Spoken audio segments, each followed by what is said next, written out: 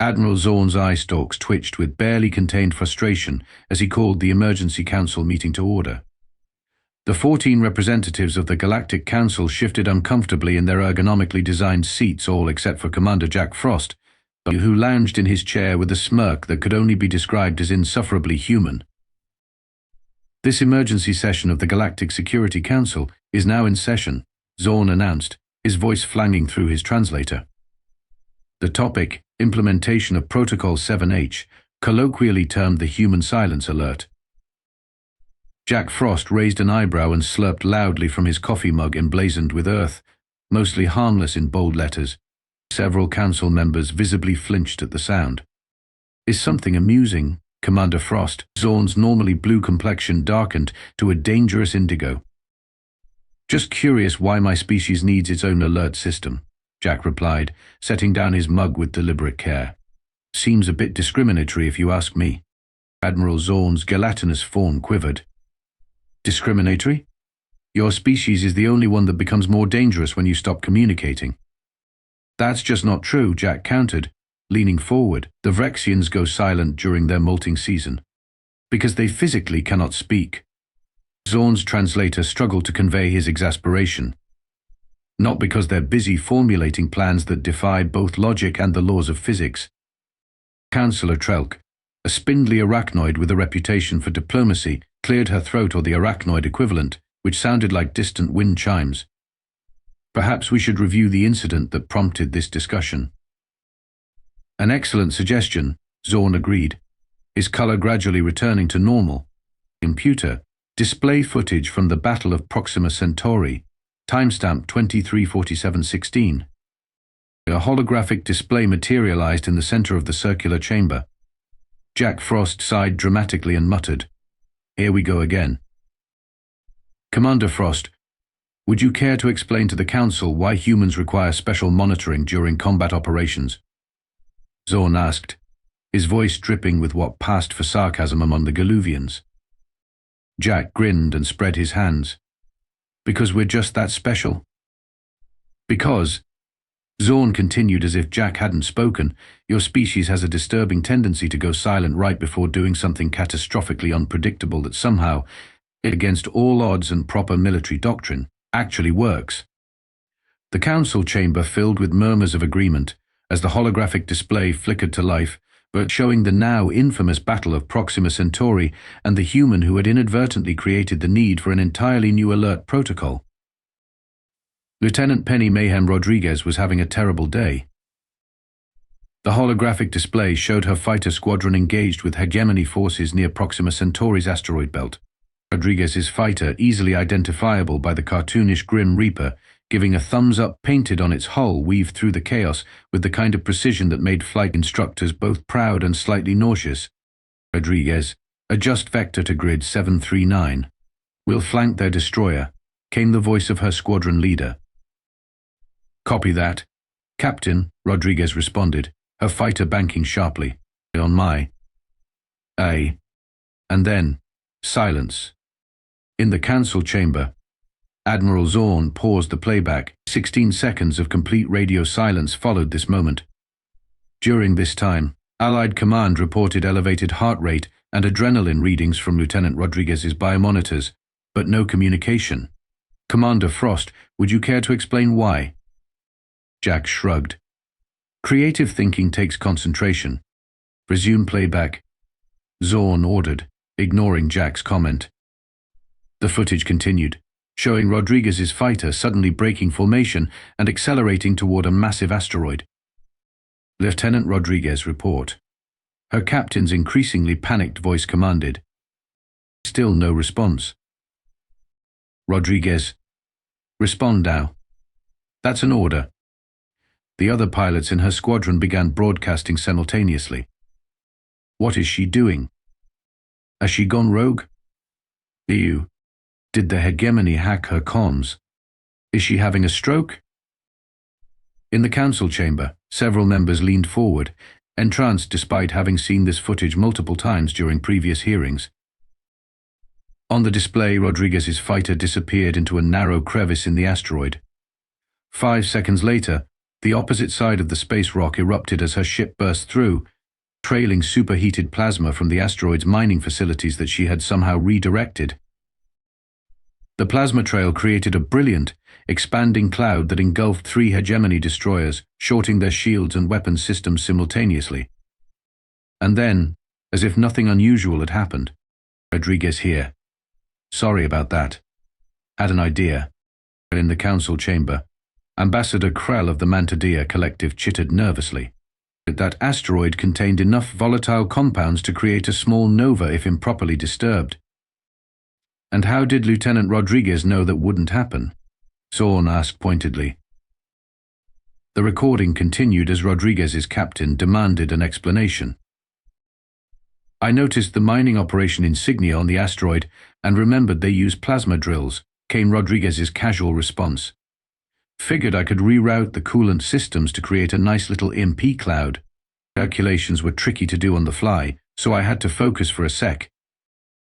Jack Frost couldn't help but grin as the footage showed the Allied forces quickly capitalizing on the disabled hegemony ships, turning what had been a losing battle into a decisive victory. "This is just one example," Zorn said, deactivating the display, "but it establishes the pattern. Human combatants go silent.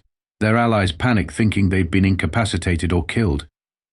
And then the human does something that should by all rights be suicidal, but instead changes the course of battle." "You're welcome," Jack said, raising his coffee mug in a mock toast. "The unpredictability is the problem." Zorn's translator struggled to modulate his tone. No allied force can properly coordinate when one element might suddenly go dark and then perform actions that were never part of the battle plan.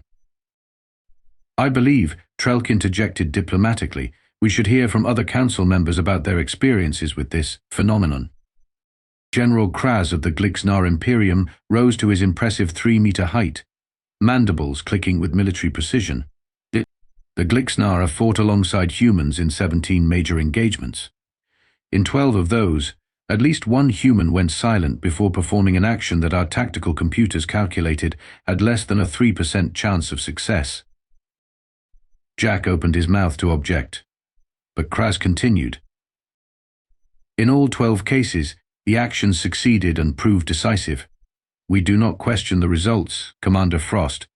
We question how we are supposed to coordinate with allies who apparently incorporate having a really unexpected idea mid-battle as a standard tactic." Ambassador Krell raised a delicate appendage. "The Mantadea Collective experienced a similar incident during the Betelgeuse blockade. A human engineer aboard one of our vessels stopped responding to communications, locked himself in the engine room, and proceeded to reconfigure our propulsion system in a way that, according to our engineers, should have caused an immediate antimatter containment breach." "Let me guess," Jack interjected. "It worked." "It increased our engine efficiency by 42% and allowed us to outrun the hegemony pursuit craft," Krell admitted.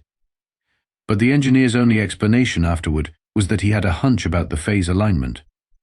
Councillor Kulak the Logical, a Vulcanoid whose species prided themselves on rationality, activated his data pad. "I have compiled statistics on human combat behavior across 237 engagements involving mixed species forces. Humans go silent in 27.3% of high-stress combat situations, for an average duration of 12.8 seconds. During these periods of silence, 83.2% of humans are formulating unorthodox strategies. 11.4% are executing already conceived unorthodox strategies, and 5.4% are genuinely incapacitated or experiencing equipment failure." Jack Frost leaned back in his chair. "See, we're actually pretty consistent, just, consistently unpredictable." "That's not reassuring, Commander," Zorn said flatly. "I have served alongside humans for 20 stellar cycles," rumbled Grand Admiral Zorlak of the Ursoid Alliance. "I have lost count of how many times I believed a human colleague had been killed, only to discover they had merely become, what is your expression? Lost in thought." Jack shrugged. "We hyper-focus sometimes. It's not our fault the rest of you narrate every thought over the comms. Because that is how coordinated military action is supposed to work," Zorn exclaimed, his translator crackling with the volume. "Ambassador Neely, whose gaseous species communicated primarily through pheromones, formed a thought bubble that her translator rendered as, "Perhaps we should simply accept that humans operate differently and adapt our expectations." "That is precisely what Protocol 7H proposes," Admiral Zorn replied, regaining his composure. "A specific alert that triggers when a human combatant goes silent for more than 5 seconds during active operations. Not to prevent the humans from doing whatever inexplicable thing they're planning, but to warn everyone else to prepare for unpredictability." Jack Frost had been doodling on his datapad, but looked up. "So you're basically creating an alert that tells everyone a human is thinking. Brace for impact." "Defy." "Essentially, yes," Zorn admitted. "I'm actually kind of flattered," Jack said with a grin. "The question," Trelk interjected, "is whether such an alert system would be beneficial in actual combat conditions. Perhaps a controlled test would be appropriate." Zorn's eye stalks straightened with interest. "An excellent suggestion. A joint military exercise to evaluate the protocol's effectiveness." Jack Frost's expression suddenly became serious. "Hold on. You're going to deliberately put my people in high-stress situations just to see if they go quiet?" "No," Zorn replied with what might have been a smile if his species possessed the necessary facial muscles. "We're going to put your people in high-stress situations to see how the alert system functions when they inevitably go quiet. That's the same thing, but with better data collection," Kulark added helpfully. 2 weeks later, a joint task force assembled in the Tau Ceti system for what was officially designated Cooperative Exercise Resonance Shield, but which everyone involved had taken to calling Operation Wait for the Human to Do Something Weird. Captain Doug Wrench Michaels stood on the bridge of the Glixnar cruiser Indomitable Chitin, feeling distinctly out of place among the insectoid crew. As the sole human participant in this particular exercise, he knew he was being watched quite literally as a small drone hovered near his head, monitoring his vital signs and communication patterns. General Kraz stood beside him, towering nearly a meter above Michaels. "The exercise parameters are simple, Captain. Your team must penetrate the defensive grid and neutralize the target installation. The defending force has superior numbers and positioning. Standard tactical doctrine would suggest a multi-vector approach using distributed strike teams." "Sounds straightforward enough," Michaels replied, studying the tactical display. "Who's on my team?" "You will command Strike Team Alpha, consisting of 12 of our finest warriors," Kraz answered. "I should inform you that they have been briefed on Protocol 7H and will be monitoring your communication status." Michaels raised an eyebrow. "You told them to watch for me going quiet?" "Precisely," Kraz confirmed without a hint of embarrassment. "The alert will trigger if you cease communication for more than 5 seconds during active operations. So if I need a moment to think, the alert will notify your team to prepare for human inspiration." Michaels couldn't decide whether to be offended or amused. He settled for professional. "Understood, General. When do we deploy?" 30 minutes later, Strike Team Alpha was aboard their assault shuttle, approaching the defensive grid. The enemy in this exercise consisted of automated defense systems and drones programmed to follow standard hegemony tactics. "Strike Team Alpha approaching Sector 17, Michaels reported crisply. "Defense grid appears to be concentrated in a 3-layer configuration with overlapping fields of fire. Recommendations?" The Glixnar squad leader, Lieutenant Jiksik, responded immediately. "Standard approach would be to identify a weak point and concentrate firepower to create a breach." Michaels studied the display, unconsciously falling silent as he considered the defensive layout. Something about the pattern seemed familiar. At exactly 5.1 seconds of silence, every Glixnar warrior's helmet illuminated with a flashing amber light the human silence alert. Michaels didn't notice, still studying the display, but he did notice when all 12 warriors subtly shifted their positions, weapons at the ready, as if preparing for an imminent explosion. Captain Michaels?" Lieutenant Jig ventured after another few seconds. "Do you have a plan?" Michaels looked up, puzzled at the tension he sensed in the shuttle. Sorry, was just thinking. The defense grid looks like it's modeled after the Battle of Orion Prime. There's an oscillating frequency in the third layer that... He stopped mid-sentence as he noticed the amber lights flashing in every Glixnar helmet. Are those lights because I went quiet? Protocol 7H, Captain. Zeke confirmed. We are prepared for your unconventional stratagem. Michaels couldn't help but laugh. I don't have some crazy plan. I was just going to suggest we time our approach to the fluctuation cycle in the third layer shields. The Glixnar warriors looked at each other, mandibles twitching in what Michaels had learned to recognize as confusion. That is, a standard tactical approach, Zeke said slowly. Exactly. Why would you think Michaels began, but was interrupted as the shuttle rocked from a simulated hit? Evasive action.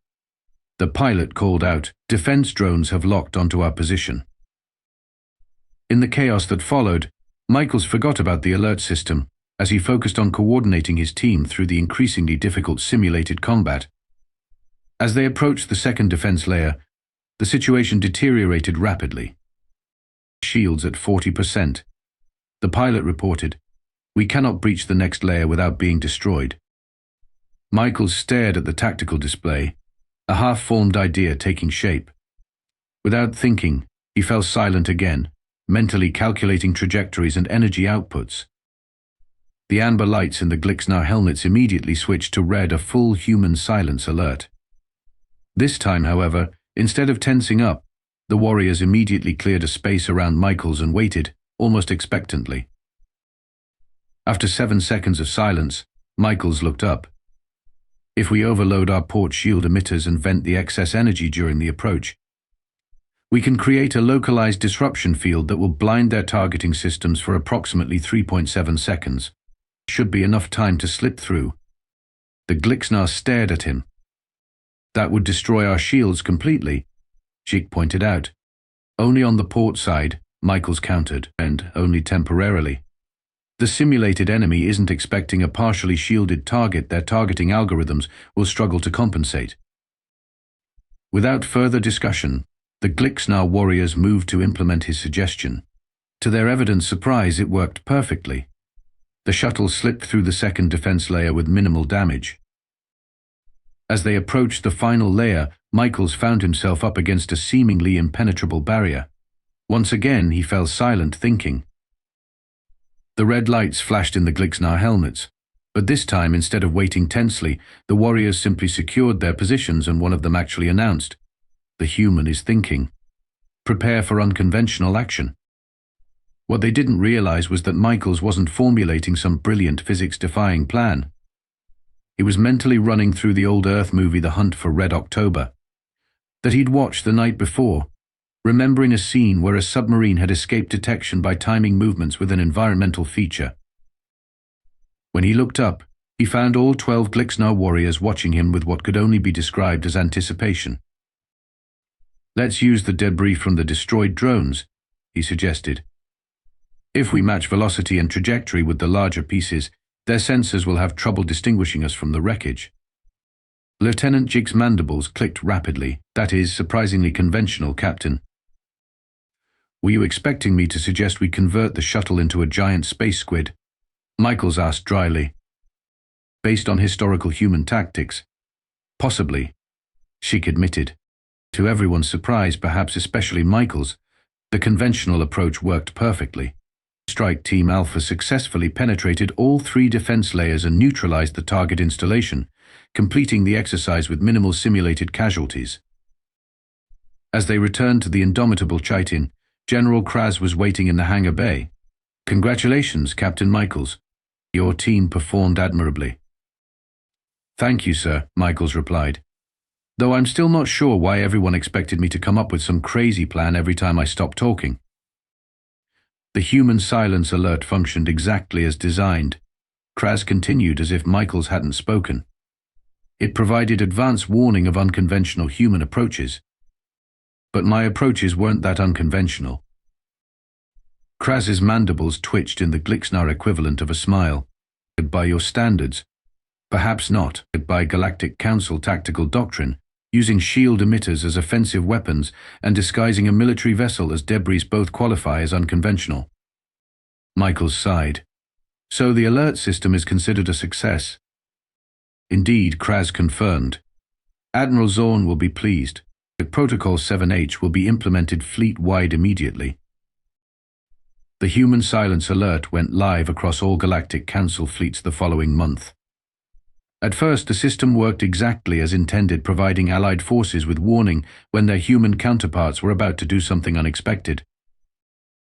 What nobody had anticipated was how quickly humans would adapt to being monitored. Admiral Zorn stared in disbelief at the after-action report from the Battle of Rigel. They're using the alert system as a tactic now, deliberately? The Commander Jack Frost, who had been summoned to explain this latest development, couldn't quite hide his smirk. Adaptation is kind of our thing, Admiral. The report detailed how human commanders had begun strategically going silent to trigger the alert, knowing it would cause their alien allies to prepare for unconventional action even when the humans were planning perfectly standard maneuvers. In at least 7 documented instances, Zorn read aloud, human combatants initiated radio silence, seemingly for the sole purpose of triggering Protocol 7H, causing enemy forces to adjust their defensive posture in anticipation of unconventional tactics. At which point the humans executed entirely conventional approaches that succeeded due to the enemy's misallocation of resources. Jack nodded appreciatively. Captain Rodriguez deserves credit for that one.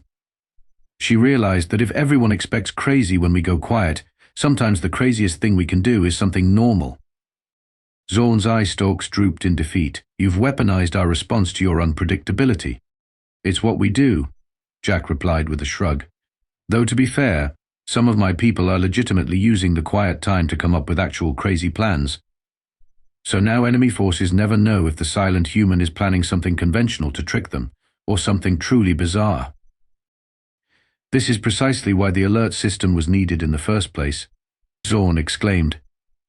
And it's working perfectly, Jack pointed out. Your forces now know to expect the unexpected when humans go quiet. The fact that the unexpected might occasionally be the expected is just an added bonus. Admiral Zorn sighed, a sound his translator rendered as static. I've scheduled a session with Dr. Bleem, our leading xenopsychologist, to explain human combat psychology to the Council. 3 days later, Dr. Bleem stood before the Galactic Council, his 6 appendages gesturing enthusiastically as he attempted to explain human thought processes. Humans, Dr. Bleem began, possess a unique form of cognitive processing that we term intuitive leaping. Unlike most sentient species who follow linear problem-solving models, humans frequently make connections between seemingly unrelated concepts, particularly under stress. Jack Frost, who had been required to attend, slouched in his seat and fought the urge to correct the numerous mischaracterizations. When a human goes silent during combat, Dr. Bleem continued, they are typically entering what they call the zonome, a state of hyper-focused consciousness where they temporarily suspend communication in order to fully dedicate their neural resources to pattern recognition and solution formulation. That's not quite, Jack began, but Admiral Zorn silenced him with a gesture. The remarkable aspect, Dr. Bleem enthused, is that humans often cannot explain how they arrived at their solutions. They use terms like gut feeling, hunch, or it just felt right, suggesting their cognitive processes operate partially below the threshold of conscious awareness. Several council members murmured in alarm. So their decisions are random? Asked Ambassador Krell. Not random, Doctor, Bleem corrected, but probabilistic rather than deterministic. They consider possibilities that our more logical species would dismiss as statistically insignificant, and occasionally through mechanisms we don't fully understand identify solutions that actually work despite violating conventional tactical doctrine. Jack could no longer remain silent. Or maybe we just consider that sometimes a 1% chance is worth taking if the alternative is certain defeat. Dr. Bleem blinked his compound eyes rapidly. Yes, that's another factor. Humans display a remarkable tolerance for risk when facing dire circumstances. We call it courage, Jack muttered. The conclusion, Doctor. Bleem summed up. is that Protocol 7H serves a vital function in mixed-species operations. When humans fall silent, they are engaging in their unique form of problem-solving, which frequently yields unorthodox but effective solutions. The alert simply gives everyone else time to prepare for humanity. 6 months after the implementation of Protocol 7H, the system proved its worth in a way nobody had anticipated. The Galactic Council fleet found itself outmaneuvered during the Battle of Tau Cygni, with hegemony forces employing a new type of quantum displacement technology that allowed their ships to appear to be in multiple locations simultaneously. Conventional targeting systems were useless, and the fleet was taking heavy damage. In desperation, Admiral Zorn ordered all ships to fall back and regroup. All ships except one, the Earth cruiser Audacity, commanded by Captain Lena Reeves. Captain Reeves, acknowledge retreat order, Admiral Zorn demanded over the command channel. Silence. Across the entire galactic fleet, Protocol 7H alerts triggered simultaneously as every human officer on every ship went quiet at the same moment, something that had never happened before. All ships, be advised, multiple human silence alerts in progress, came the automated warning to prepare for coordinated human action. For 17 excruciating seconds, no human in the fleet uttered a word. Then, simultaneously, as if choreographed, fire forward sensors on wide-spectrum pulse, modulated frequency-matching hegemony shield harmonics, came Captain Reeves' voice, echoed by human officers across the fleet. The same message from all human officers, Zorn asked his communications officer. Yes, Admiral. They appear to have reached the same conclusion independently. The tactic worked. The sensor pulse revealed the true positions of the hegemony ships, allowing the galactic fleet to target them accurately. Within hours, the battle had turned, and the hegemony forces retreated. In the emergency council meeting that followed, Admiral Zorn found himself in the unusual position of offering praise. The human silence alert system functioned precisely as designed, he announced. It alerted our forces to imminent human tactical innovation and prepared them to implement unconventional measures. Commander Jack Frost, for once, looked genuinely surprised. You're actually giving us credit. Credit where it is due, Commander, Zorn replied. Though I am curious, how did all human officers arrive at the same solution simultaneously without communication? Jack shrugged. We've all watched Star Trek. I don't understand, Zorn admitted. Old Earth entertainment, Jack explained. There was an episode with a similar problem. When we all went quiet, we were probably all remembering the same solution from the show. Admiral Zorn's eye stalks quivered in what might have been disbelief. Your species based a military tactic on entertainment. We work with what we've got, Jack replied with a grin. The following day, the Galactic Council issued a new guideline to all fleet commanders. When humans go quiet, get ready or get out of the way. As Commander Jack Frost left the council chamber, Admiral Zorn stopped him. One more question, Commander. Do you humans deliberately go silent to make the rest of us nervous? Jack's grin widened. Now that would be telling, wouldn't it? He walked away whistling, leaving Admiral Zorn to wonder if the most unpredictable thing about humans was that no one could ever be sure when they were being unpredictable on purpose. After all, as every species in the galaxy was now learning, the most dangerous sound in combat wasn't weapons fire or explosions, it was a human who suddenly stopped talking.